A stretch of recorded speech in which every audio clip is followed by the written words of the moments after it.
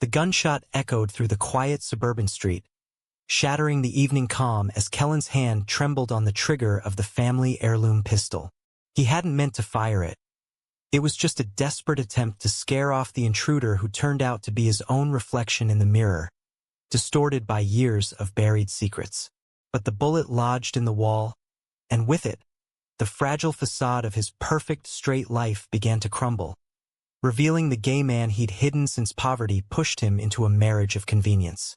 Kellen grew up in the dusty outskirts of a small town in Oklahoma, where the land was as unforgiving as the people. His family scraped by on his father's sporadic mechanic jobs and his mother's waitressing shifts, barely affording the trailer they called home. From a young age, Kellen knew he was different. Soft-spoken, drawn to art and theater rather than football and hunting like the other boys. But in a place where real men fixed cars and married young, being gay wasn't just taboo. It was a ticket to isolation or worse, violence. His parents, devout Baptists, preached that homosexuality was a sin, a choice that could be prayed away. Kellen tried. He prayed every night, begging God to make him normal, to erase the flutter in his chest when he caught sight of Jake, the boy next door with his easy smile and strong hands. By high school graduation, the pressure mounted. College was a dream for rich kids. Kellen's path was work or the military. But then came Sarah, the girl from church whose family owned the local diner. She was kind, pretty in a wholesome way, and her parents saw potential in Kellen. Smart, hardworking, a good match to keep their daughter grounded. "Marry her, son," his father said one evening over lukewarm beans. "Her folks'll help us out. Get you a job, a house. You can't afford to be picky." Kellen swallowed his truth, nodding as the weight of poverty sealed his fate. The wedding was simple, held in the church basement with potluck food. Sarah beamed, oblivious to the storm inside him. They moved into a small apartment above the diner, and Kellen started managing the books, burying himself in numbers to avoid the intimacy that felt like betrayal. Years passed in a blur of routine. Kellen and Sarah had 2 kids, Emily, now 8, with her mother's curls, and little Max, 5, who idolized his dad. Kellen loved them fiercely, in the way a father should, but his marriage was a performance. He avoided arguments by agreeing, sidestepped affection with work excuses. Sarah sensed the distance but chalked it up to stress. "We're building a life," she'd say, squeezing his hand. But Kellen's life felt like a cage, gilded by financial stability but lined with razor wire. He volunteered at the community theater, directing plays where he could lose himself in stories of forbidden love, always casting himself in straight roles. It was there, during rehearsals for a modern take on Romeo and Juliet, that he met Ryan. Ryan was everything Kellen had suppressed. Openly gay, confident, a graphic designer from the city who'd moved to town for a quieter life after a bad breakup. With his tousled hair and sharp wit, Ryan lit up the stage as Mercutio, his energy pulling Kellen in like gravity. Their first conversation was innocuous, notes on blocking, but Kellen felt a spark, a dangerous recognition. "You're good at this," Ryan said, clapping him on the shoulder. "Ever think about acting instead of directing?" Kellen laughed it off, but inside, panic bloomed. He couldn't afford this attraction, not with a family depending on him. As rehearsals intensified, so did their friendship. Late nights discussing scripts turned into coffee runs, then shared lunches. Ryan opened up about his past. Coming out in college, the family rejection that followed, but ultimately finding freedom. "It hurts at first," he said one afternoon in the empty theater.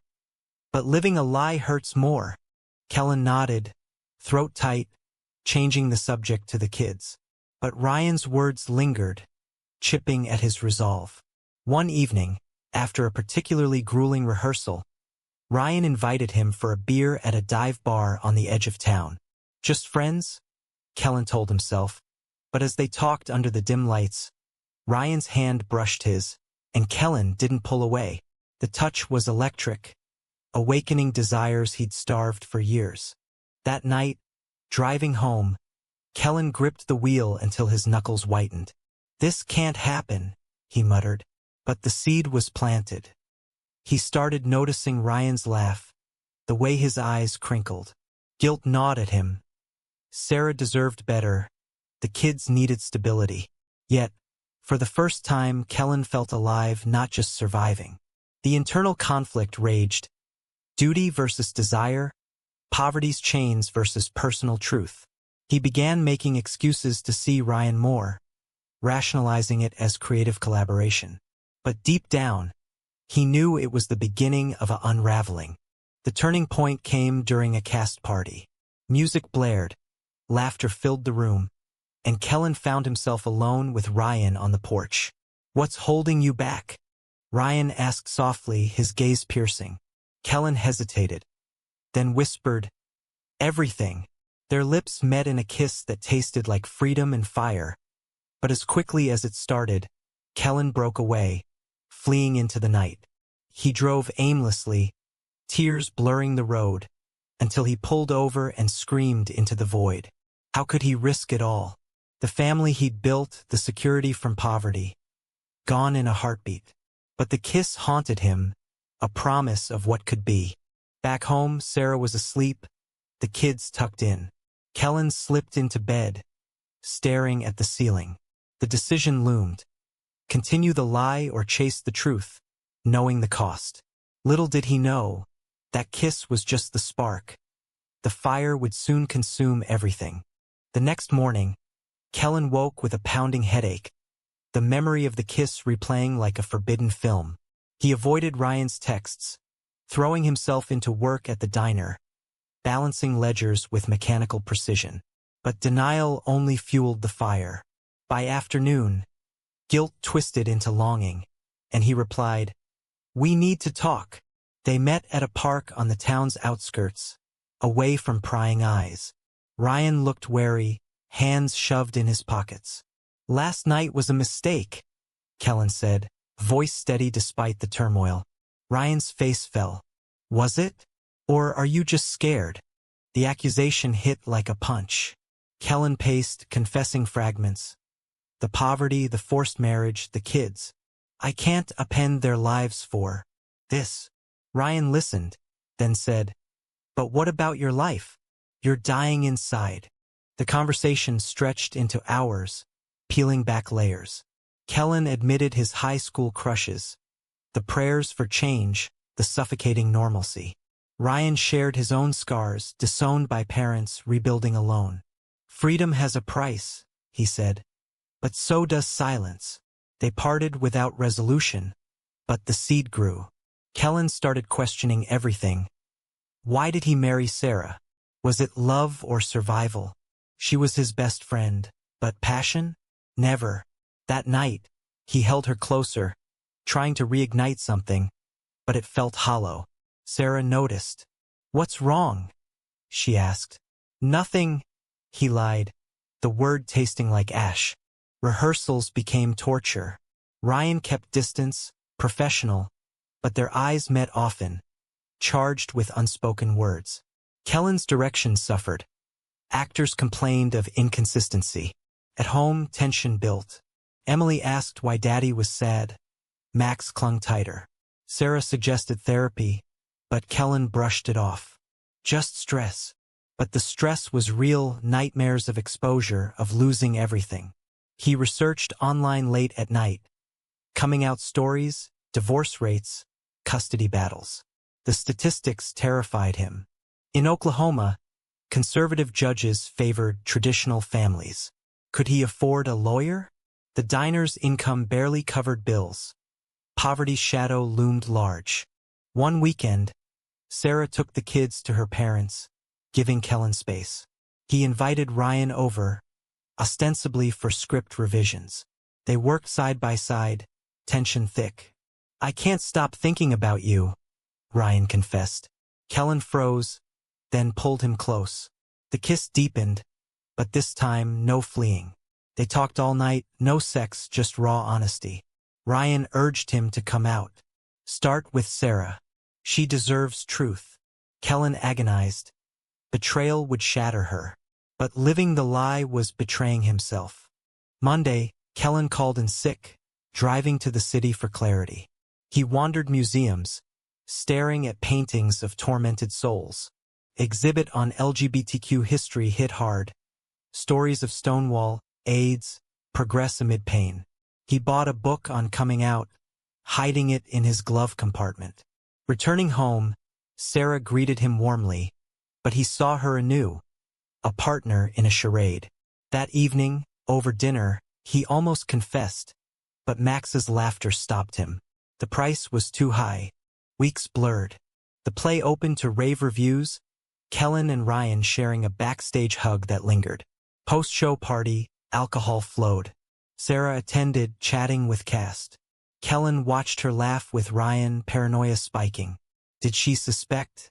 Later, alone with Ryan in the green room, passion ignited again.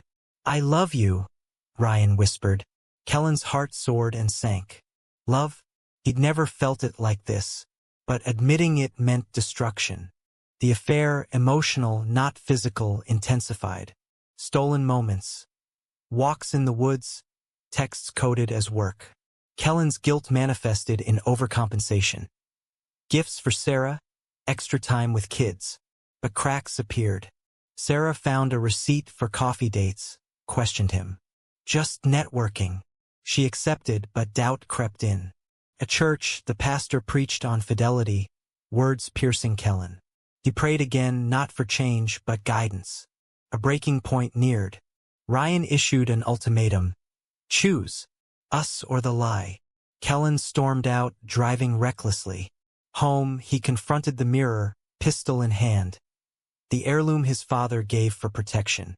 In rage, he fired at his reflection, missing, embedding the bullet in plaster. Sarah rushed in, eyes wide. What happened? Kellen collapsed, sobbing. I can't do this anymore. She held him as he confessed everything. His sexuality, the kiss, the love for Ryan.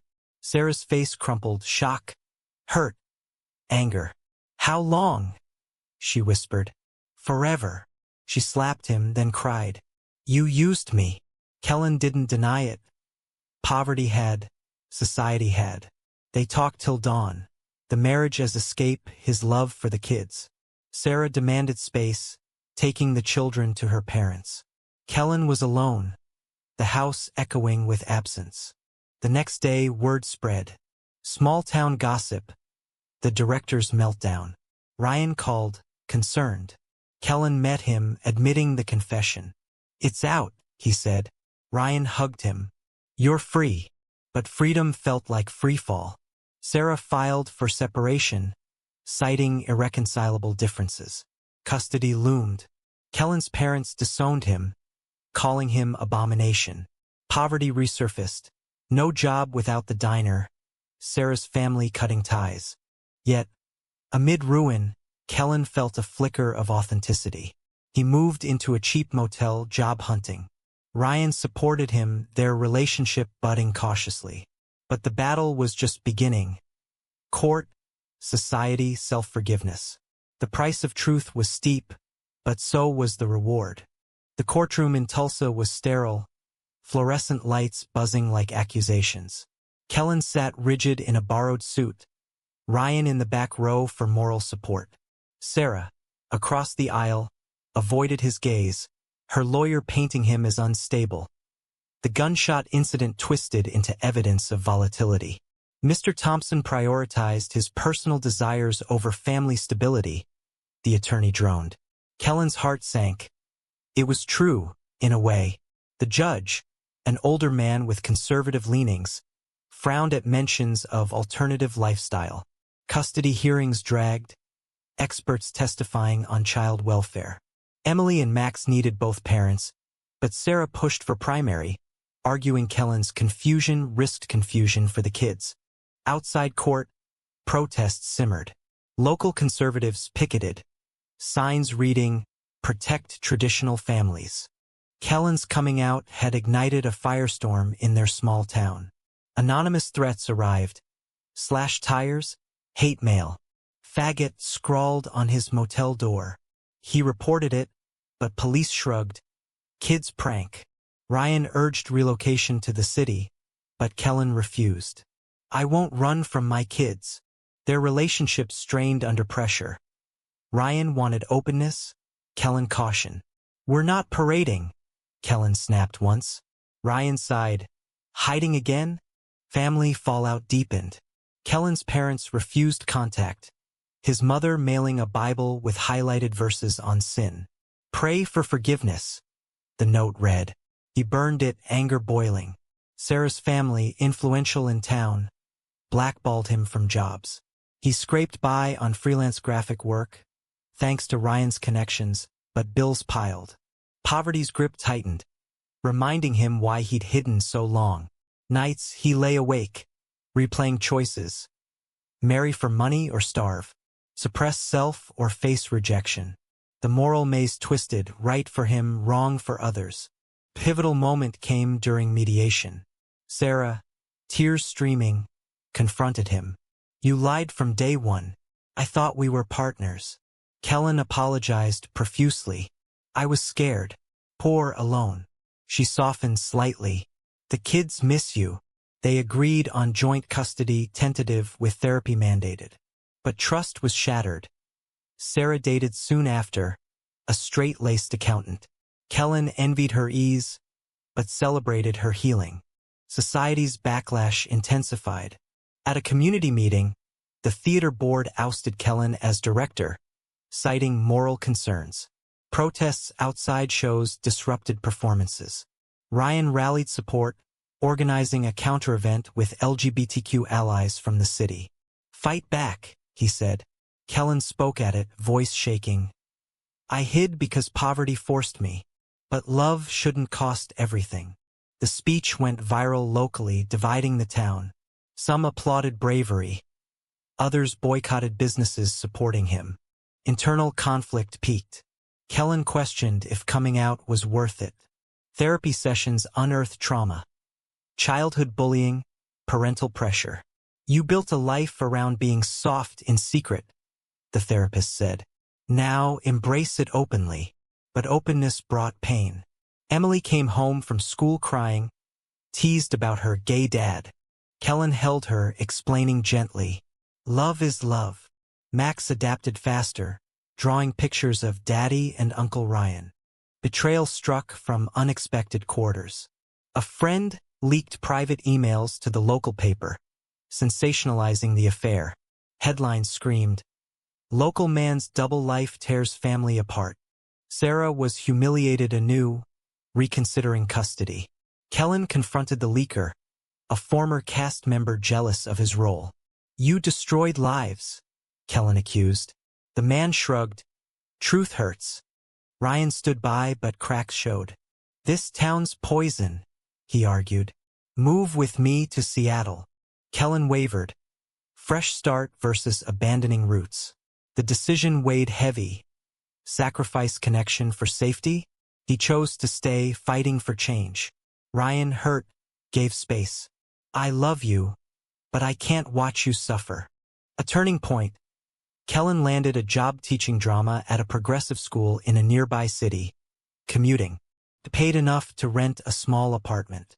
He picked up the kids' weekends, rebuilding bonds. Sarah thawed, co-parenting civilly. For them, she said. But romance? Off limits between them forever. As high trended, Kellen organized a town hall on LGBTQ rights, inviting speakers. Opposition shouted down, but allies emerged, surprising ones like his old high school teacher. I knew back then, she confided. Proud of you now. The event sparked dialogue, chipping at prejudices. Yet damage lingered. Ryan returned, recommitting. We'll face it together. Their first public date. A simple dinner drew stares, but Kellen held his hand defiantly. The price. Lost friends, strained family, financial strain. But gains. Authenticity, love, purpose. The story wasn't over. Higher stakes loomed. A conservative group sued the school for hiring him, claiming indoctrination. Kellen geared for battle, knowing each choice carried weight. Was the truth worth the war? The lawsuit hit like a thunderbolt, splashed across local news. Gay teacher accused of corrupting youth. The conservative coalition, backed by church funds, argued Kellen's lifestyle made him unfit for education. Parents petitioned, fearing agenda-pushing. Kellen's principal supported him, but the board wavered under pressure. "We stand for inclusivity," she said privately, "but donations are drying up." Kellen hired a pro bono lawyer from an LGBTQ advocacy group, diving into depositions. Evidence twisted. The play's themes called propaganda, his coming out instability, home life fractured further. Emily refused visits, influenced by schoolyard taunts. "Why can't you be normal?" she asked tearfully. Kellen's heart broke. "Normal's overrated," he replied, but doubt crept in. Max, resilient, defended him to friends. Sarah mediated, encouraging therapy. "She's hurting," she said. Kellen nodded, masking his own pain. Ryan pushed activism, sue back for defamation. But Kellen hesitated. More conflict? Moral dilemmas mounted. Should he fight publicly, risking kids' privacy, or settle quietly? He chose fight, appearing on a regional podcast. "Poverty forced me into the closet. Society kept me there. Now I'm out, and they want me back in." Listeners divided. Support flooded in, donations for legal fees. Hate mail escalated. A brick through his window one night. Note attached. "Leave town." Police investigated half-heartedly. Betrayal deepened. His sister, estranged since coming out, reached out, only to side with parents. "You're selfish," she accused. "Think of mom and dad." Kellen hung up, isolation deepening. Ryan comforted, but their relationship strained. "This is consuming you," Ryan said. Kellen snapped, "It's my life." A fight ensued, Ryan storming out. Alone, Kellen questioned love's cost. High trended with a court date. Protesters clashed outside. Rainbow flags versus Bibles. Inside, Kellen testified, voice steady, "I'm gay, but that doesn't define my teaching. I inspire creativity, not conversion." Cross-examination brutal.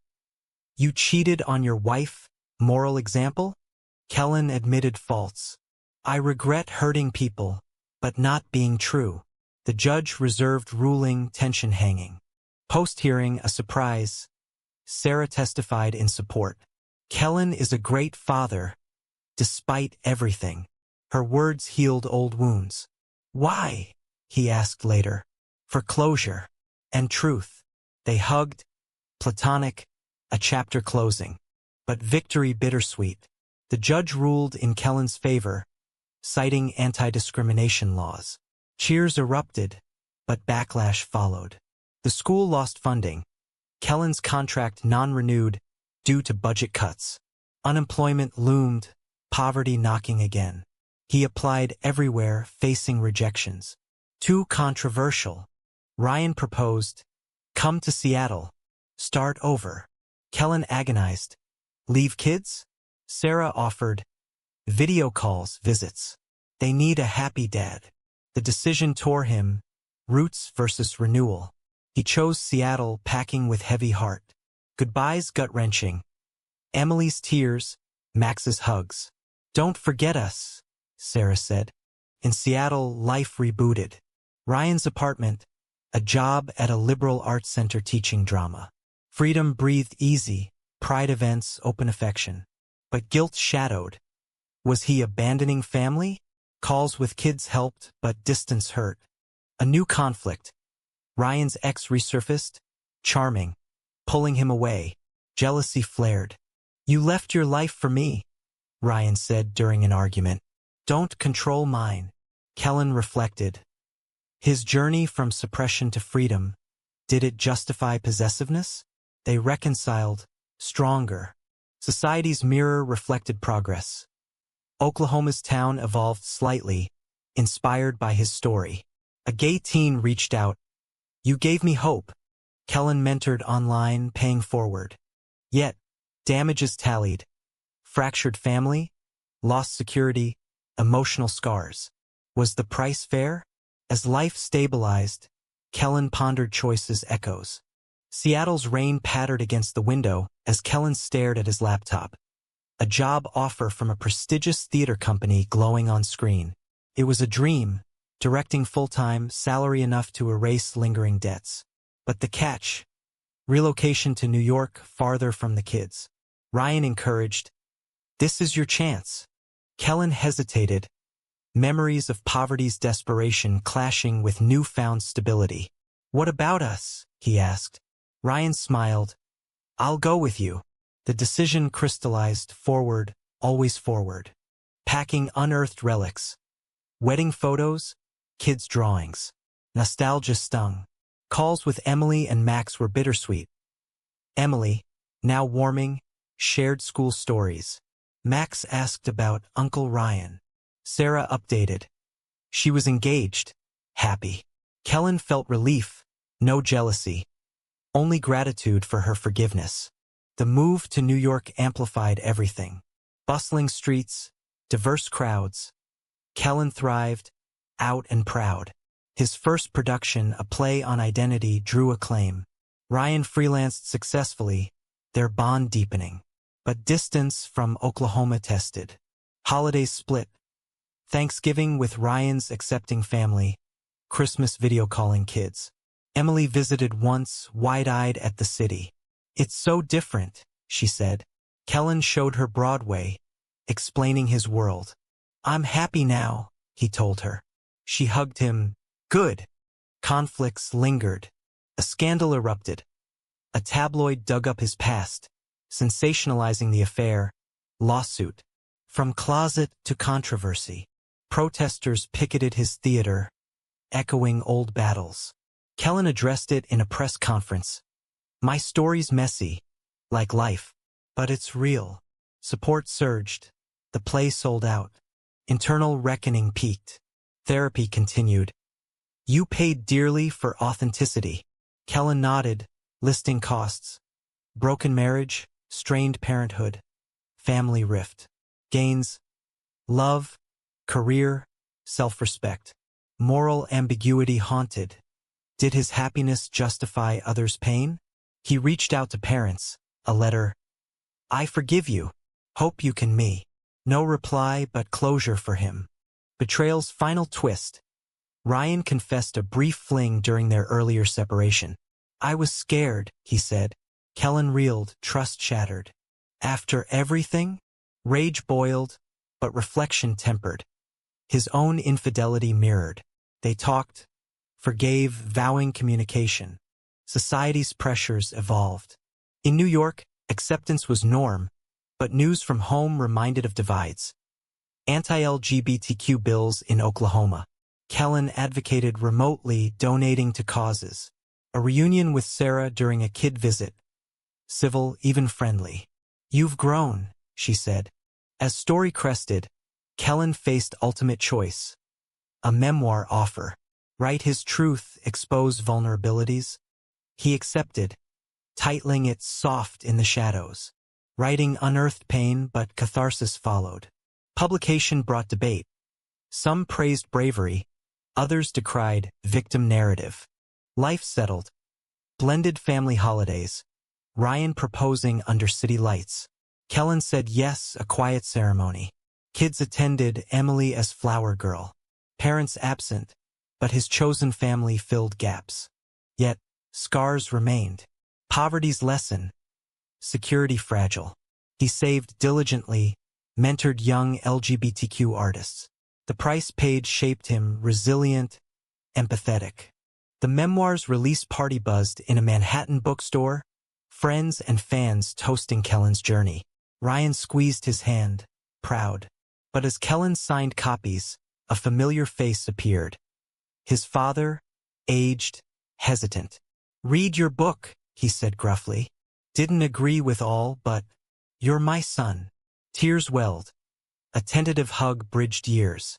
His mother followed months later. A phone call. "We were wrong. Poverty made us fearful." Reconciliation slow, but seeds planted. Career soared. Awards for the play, speaking gigs on resilience. Kellen balanced with family. Frequent flights to Oklahoma, kids spending summers in New York. Emily came out as bi in her teens, crediting his example. You showed me it's okay. Max pursued art, unburdened. Ryan and Kellen's marriage thrived. Challenges met head-on. They adopted a dog, symbol of normalcy earned. But reflections on choices persisted. The forced straight life, the coming-outs dominoes. Friends debated his story, hero or selfish. Society shifted. Oklahoma passed protections, partly from visibility like his. Kellen testified virtually, voice for change. In quiet moments, Kellen pondered the path. Poverty's push, love's pull, truth's toll. He built a life around being soft, open, vulnerable, authentic. The damages healed, but echoes remained. Was forcing oneself into a straight life ever justifiable, even to escape poverty, or does the deception's harm always outweigh the survival?